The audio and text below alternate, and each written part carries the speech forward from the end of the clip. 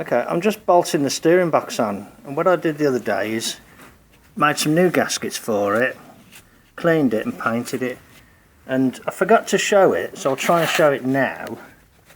But I trimmed down and tidied up the flange that I'd made for it that was a little bit unfinished. I radiused all the corners. I can see that in the camera, that doesn't look too bad. So that's, and what I'm doing now, I'm just bolting it in. I'm bolting it in because I don't think I can put it in once the header's in place. So I'm going to put it in now and bolt it in. But it's also a case of rounding up and finding the hardware that I want to use. So that bolt goes in there. Do you know what I mean? I'm trying to make sure I've got all the nuts and bolts that I need. So I found these 3/8 bolts, which are good quality. These are what they used to use on prop shafts.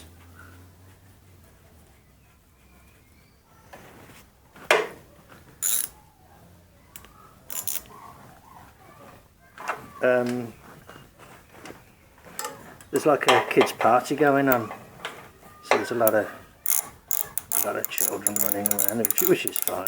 Doesn't bother me.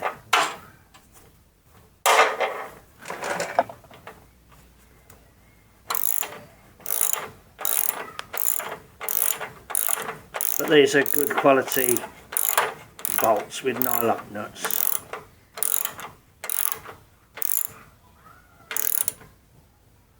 This frame isn't slotted, so I haven't put washers on. Oh, hang on, that's gone tight. Okay.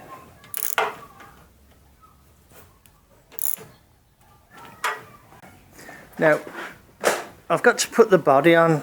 If this is too high, when I put the body on this shaft, if it's too high, I can always undo the bolts and just kind of lay it down low and then lift it up afterwards. But I know that it has to basically stay in place while the header's there. If not, I'll just have to take all the header off again. But I'm just trying to get my ducks in a row and get things, you know, fitted up and take account of the hardware, really. Okay, well, that's a little roundup then. Let's just have a look at the front with the grill on. There's the grill. You know, it's a nice old original one. Proper original, not a repro. These are not stainless. Hashtag not stainless. Front end looks alright, if a bit high. Still haven't found my dipstick. That sounds a bit strange, but that's what it is basically. Okay, I'm quite pleased with these. These are good. I thought I'd just come out and do a little bit and start tinkering around, and then one thing leads to another, doesn't it? So anyway, there's the steering going in. This goes on here, but I need to just make sure the alignment is right. Why don't I just do that now? Right, I'm going to turn it all the way to the right. That's all the way to the right. So I reckon it's about there, about there for straight ahead, I think. And I'm slightly turned to the right, so it should be around about here. There we go. If you're not familiar, there's like a dead spline.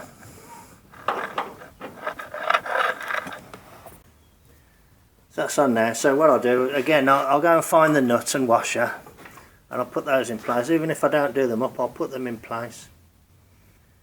Okay, right, thanks very much then. You take care of yourselves, and I'll catch you on the next one.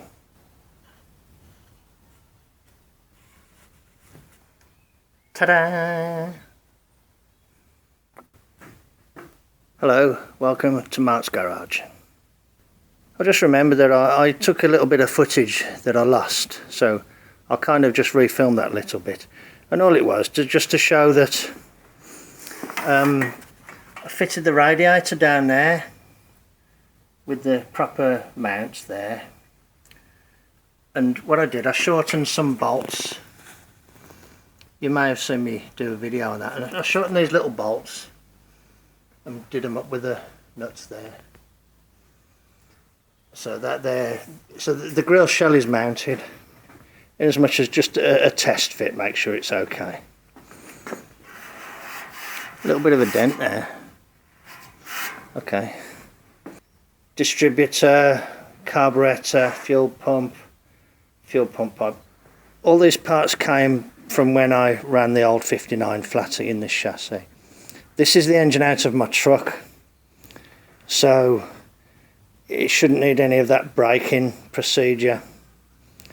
Coincidentally, the engine is running well in the truck. I've been out in it again today, and I've probably done about 60 miles in it so far, in about 4 trips, and it's running well, and the idle is coming up faster and faster. So in other words, it's losing friction. Do you know what I mean? It's the friction is dropping off on the motor, so the idle's faster, so that's good. Or, you know, that it's got better compression, I don't know. So whatever it is, the idle's faster, I need to adjust it down. Oh yeah, I know, I've put all the hoses on.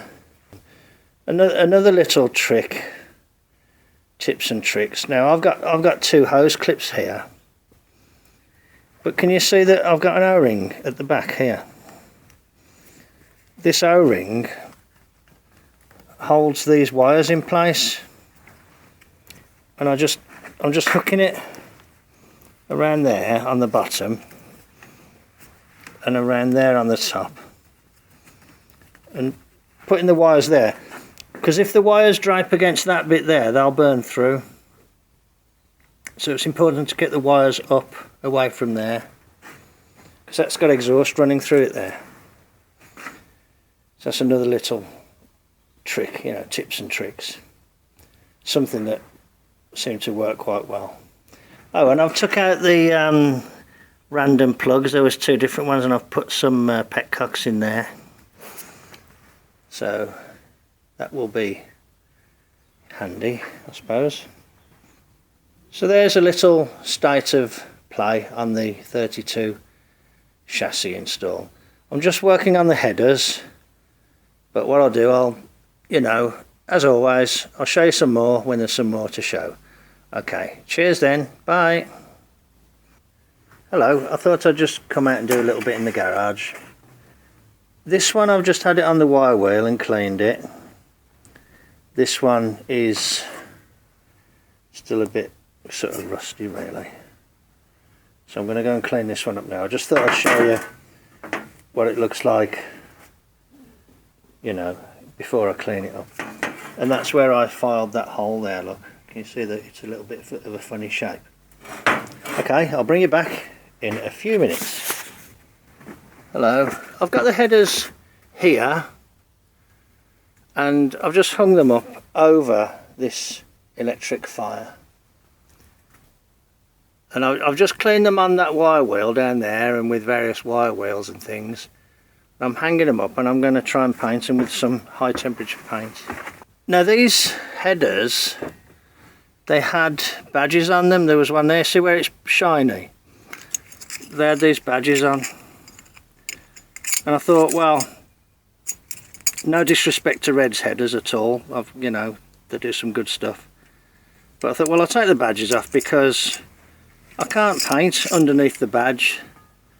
And, you know, it might rust underneath the badge. So I thought I'd just do that. I've just got them warming up now. And I'll put a coat of paint on them. And what I'll probably do is I'll get my heat gun then and kind of try and flash it off because it's high temperature paint. Okay, let's stick a bit of paint on them.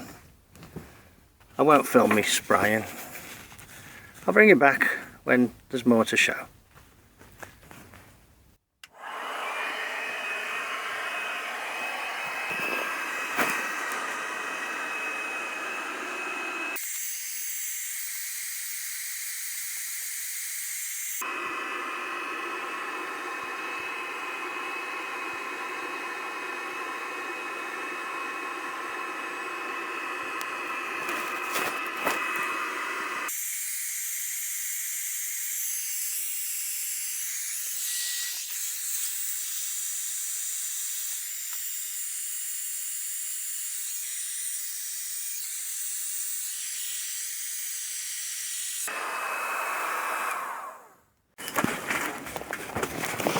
That worked quite well, I think.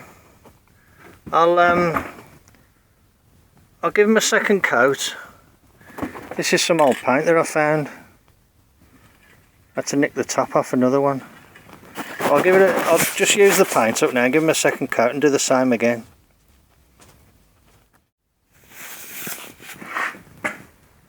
There we go, look, there's the header bolted on. The paint came out like a very matte finish. It doesn't like to be handled. It marks up quite badly if you handle it, so I tried not to handle it, but you know, hey, it's inevitable. Quite a tight fit in there. Okay, I can see that that bolt there is not snug down, is it? Must need a short bolt in there. Okay, there's that one. Snakes around the steering box. This one's a bit simpler. I think I'm still going to have that problem here. Yeah, not a biggie. I'll just have to slacken the starter bolts when I want to put that on and off. Once it's on, it stays on, so it's not a biggie. Okay, right. Just a short session today because I didn't come out till very late and it's quite late now. But yeah, I'm quite pleased at being able to clean and paint those headers and put them on. I didn't even know I got the paint. I just found an old tin of paint and I used that. Okay, once again, thanks very much for joining me in the garage then. I'll catch you on the next one. Bye. Hello, welcome to Mart's Garage. These are some parts that I've got from when I dismantled the 32 years ago, and here's how the chassis is sitting just at the moment. The engine and gearbox are in, kind of getting things hooked up, plumbed up, headers are on, steering box is in. So my attention is now turning to putting the body on. Now the body is in that corner of the garage there, all a little bit, you know, it's been there quite a few years now. So my attention is turning to how to extract this body from here and get it down onto the chassis. So that's the kind of way my thoughts are running at the moment. How to get that body down from there and get it onto this chassis. But also kind of trying to think of other things like the exhausts, fuel tank, fuel line, and other things, you know, where to mount the coil, things like that. So I'm just looking at the exhausts, and it occurred to me that I ought to try and put those little brackets in place that I've just showed you, these ones. I ought to try and put these little brackets in place purely because, for instance, it will be a handy place to hang the exhaust from. And it's easier to work from above than when the body is on, so some things are easier to do now. But to be honest, I want to be able to put the body on just so that I can start formulating the next stages in the plan in the very loose sense of the word, because generally there isn't a plan. Okay. Yeah, it would be good to have the body in place, because I can send off the registration documents to the DVLA, the Driver and Vehicle Licensing Agency, and start putting into process the registration process. The vehicle needs to be, while exactly not running and roadworthy, it needs to be you know, assembled up to a reasonable level. Okay, so that is a little roundup. The overall plan is that I'm going to work towards putting the body on. and then I can take stock and see, you know, where I need to get other things like seats and stuff. But my short-term plan is to clean those brackets up, give them a lick of paint and put those on as well. So that's what I'm going to do. Okay, I'll bring you back when I've made a little bit of progress. I'll just show some details of these because I suspect that a lot of people that deal with 32s when they're building cars up from pieces don't even know these exist. These are brackets that help to support the running boards. This is that goes into the bottom rail here, and the running board bolts there and sticks out. And this top bit helps to strengthen up the body. But the first thing that occurred to me was these are all exactly the same, which was quite, you know, a good economical measure by Ford. In other words, the two for the one side go on the one way around, and the two for the other side go the other way around. They're not handed. And the other thing is there's a double hole there, which is because on the frame rail, this hole here is close to the frame, so that one goes in that hole. And then this one here,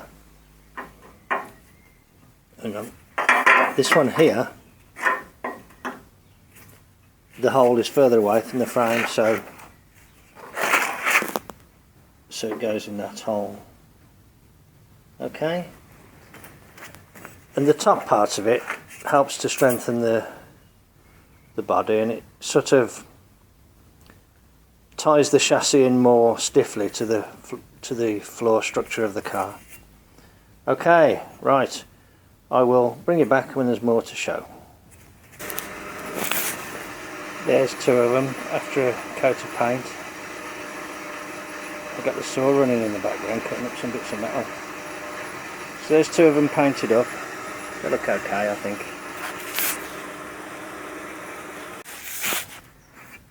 So basically they go in place here. So that it's just a case of pushing it into place and lining the holes up. But what I'm going to do is just put a bit of grease around them to protect them, and then I'll bolt them up. In fact, I've done that side, look.